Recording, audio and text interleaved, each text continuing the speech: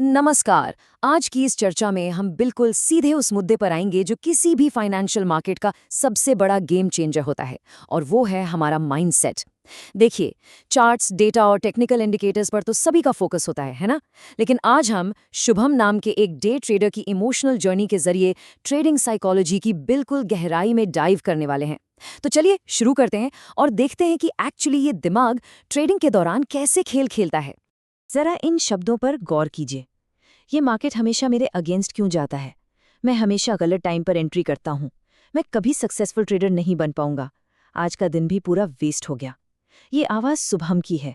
हर छोटी गलती के बाद उसके दिमाग में नेगेटिव थॉट्स का एक तूफान सा आ जाता था, जो उसके पूरे दिन की ट्रेडिंग को पूरी तरह बर्बाद कर देता था। सच बताइए, ये रॉ और हाई एनर्जी फ्रस्ट्रेशन हम सबके अंदर मौजूद है, जो कभी ना कभी मार्केट के उतार चढ़ाव को फेस करते हैं। ये फीलिंग बिल्कुल रियल है और सच में बहुत तकलीफ दे भी। Okay, let's dive into this. यहाँ एक सिंपल सा फंडा निकल कर आता है। एक ट्रेडर वही फील करता है जो वो सोचता है, और अल्टीमेटली वही ट्रेड करता है जो वो फील करता है। अगर दिमाग में सिर्फ नेगेटिविटी चल रही है तो ऑब्वियसली ट्रेडिंग डिसीजंस भी डर, गुस्से और फ्रस्ट्रेशन से भरे होंगे। ये एक सिंपल लेकिन काफी खतरनाक चेन रिएक्शन है। हमारे थॉट्स से फीलिंग्स बनती हैं और उन्हीं फीलिंग्स से आगे चलकर ट्रेड्स एग्जीक्यूट होते हैं। अब अगर इस चेन का पहला हिस्सा ही खराब है तो नतीजा कभी सही हो ही नहीं सकता, राइट? तो सबसे पहले समझते हैं इस द इनविजिबल एनिमी को। इस नेगेटिव साइकिल में फंसे शुभम ने आखिरकार एक मेंटोर की मदद ली। उस मेंटोर ने एक बहुत इंटरेस्टिंग चीज नोटिस की। शुभम का ट्रेडिंग सिस्टम गलत नहीं था, बल्कि उसके अंदर चल रहा एक लगातार साइकोलॉजिकल युद्ध उसको हरा रहा था। मेंटोर ने इस इनविजिबल दुश्मन को एक क्लियर नाम दिया, कॉग्निटिव डिस्टॉर्शंस। ये एक ऐसी साइकोलॉजिकल स्टेट है जहां दिमाग रियलिटी को एग्जैजरेट करता है। जैसे कहते हैं ना, तिल का ताड़ बनाना, सच्चाई को जरूरत से ज्यादा बड़ा और बुरा दिखाना, जिससे एक अनकंट्रोलेबल नेगेटिव साइकिल शुरू हो जाती है। एक छोटा सा लॉस एक बहुत बड़ी नाकामी लगने लगता है। इसका सॉलिड सोल्यूशन मार्केट को और ज्यादा एनालाइज करने में नहीं, बल्कि अपनी ही सोच को सुधारने में था, यानी कॉग्निटिव सेल्फ कोचिंग। और इस प्रॉब्लम को सॉल्व करने के लिए आता है the 4 step cognitive framework.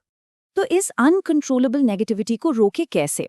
Mentor ने शुभम को एक जबरदस्त स्टेप बाय स्टेप मेथोडोलॉजी सिखाई। चलिए इन 4 स्टेप्स को थोड़ा करीब से देखते हैं। पहला स्टेप है थॉट अवेयरनेस। जब भी कोई नेगेटिव थॉट आए, जैसे कि मैं बेवकूफ हूं, उसको तुरंत कैच करना और नोट करना। दूसरा है एविडेंस टेस्ट। खुद से पूछना कि क्या उस थॉट के लिए कोई सॉलिड फैक्चुअल प्रूफ मौजूद है। तीसरा स्टेप है रीफ्रेमिंग। उस नेगेटिव थॉट को कंप्लीटली शिफ्ट करके एक रियलिस्टिक और हेल्पफुल थॉट में बदलना। और आखिरी स्टेप, अफर्मेशन एंड एक्शन। एक नए पॉजिटिव थॉट के साथ तुरंत एक छोटा सा पॉजिटिव कदम उठाना। ये चारों स्टेप्स इस तरह डिजाइन किए गए हैं कि किसी भी ट्रेडर के अंदर चल रही उस साइकोलॉजिकल बैटल को एक प्रॉपर स्ट्रक्चर मिल सके। चलिए अब प्रैक्टिकली देखते हैं the thought journal in action. Shubham ने इन 4 स्टेप्स को प्रैक्टिकली अप्लाई करने के लिए एक थॉट जर्नल बनाया। हर बार जब वो मेंटली फंसता, वो रुककर इस जर्नल में अपने थॉट्स लिखता। यहाँ देखिए, पुराना थॉट क्या था? मैं हमेशा लॉस करता हूँ, मैं फेलियर हूँ। ये थॉट किसी को भी पैरालाइज कर देने के लिए काफी है। अब उसके नए रीफ्रेम्ड थॉट पर गौर कीजिए। मैं अभी सीख रहा हूँ, हर लॉस मुझे बेटर बनाने में मदद कर रहा है। देखा आपने डिफरेंस? एकदम रियलिस्टिक और शांत थॉट। ये कॉग्निटिव रीफ्रेमिंग की सच्ची पावर है। ये प्रैक्टिकली दिमाग के तूफान को शांत करके ट्रेडिंग का पूरा पर्सपेक्टिव ही बदल देता है। लेकिन रुकिए, ये नया थॉट बस हवा में नहीं बनाया गया था। जब शुभम ने दूसरा स्टेप यानी एविडेंस टेस्ट किया, तो एक बहुत ही सरप्राइजिंग नंबर निकल कर आया, नंबर 6। ये दरअसल उन ट्रेड्स की गिनती है जिनमें शुभम ने पिछले 10 ट्रेड्स में से प्रॉफिट कमाया था। उसका दिमाग बार बार चीख रहा था कि वो हमेशा लॉस करता है, लेकिन एक्चुअल डेटा और सॉलिड प्रूफ बिल्कुल अलग ही कहानी बता रहे थे। 10 में से 6 ट्रेड्स जीतने का प्रूफ मिलते ही उसकी वो सारी नेगेटिव सेल्फ टॉक ऑटोमैटिकली गलत साबित हो गई। फैक्चुअल डेटा ने उसके इमोशनल डर को पूरी तरह खत्म कर दिया। लेकिन हर टेक्निक का एक अल्टीमेट टेस्ट होता है, द बिग ड्रॉडाउन। जर्नलिंग और रीफ्रेमिंग तब तक आसान लगता है जब तक मार्केट सच में टेस्ट ना करे। और एक दिन वो बड़ी चुनौती सामने आ ही गई। मार्केट में एक बहुत बड़ा ड्रॉडाउन हुआ। ऐसे हाई स्टेक्स दिन पर जब मार्केट तेजी से गिर रहा हो, किसी के भी दिमाग में पैनिक होना नेचुरल है। पुराना शुभम होता तो डेफिनेटली पैनिक करता और सोचता सब खत्म हो गया। लेकिन नए शुभम ने यहाँ क्या किया? उसने एक पॉज लिया, अपना जर्नल खोला और रियलिटी चेक किया। ये सिर्फ एक टेम्पररी ड्रॉडाउन है। मैं अपने प्रोसेस पर फोकस कर रहा हूँ, मेरा एज जरूर दिखेगा। उसने पैनिक ट्रेडिंग करके नुकसान नहीं बढ़ाया। उसकी जगह उसने सिस्टम पॉज किया, एक छोटी सी वॉक ली, खुद को काम किया और एकदम नए फोकस के साथ वापस आया। और इस सब के बाद शुभम का नया और फाइनल रेजोल्यूशन सुनिए। वो कहता है, अब मैं जानता हूं कि मेरा दिमाग मुझे धोखा दे सकता है। मैं इसको ट्रेन कर रहा हूं। मेरे थॉट्स अब मेरे दोस्त हैं, मेरे दुश्मन नहीं।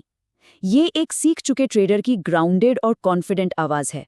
अब वो अपने उन पुराने नेगेटिव कॉग्निटिव लूप से आजाद हो चुका है। ऐसा नहीं है कि नेगेटिव थॉट्स आना बंद हो गए, बिल्कुल आते हैं, लेकिन अब वो थॉट्स उसको कंट्रोल नहीं कर पाते। उसने प्रैक्टिकली अपने दिमाग को अपना सबसे अच्छा दोस्त बना लिया है। ये सारा सफर बनाता है उससे द ट्रांसफॉर्म्ड ट्रेडर।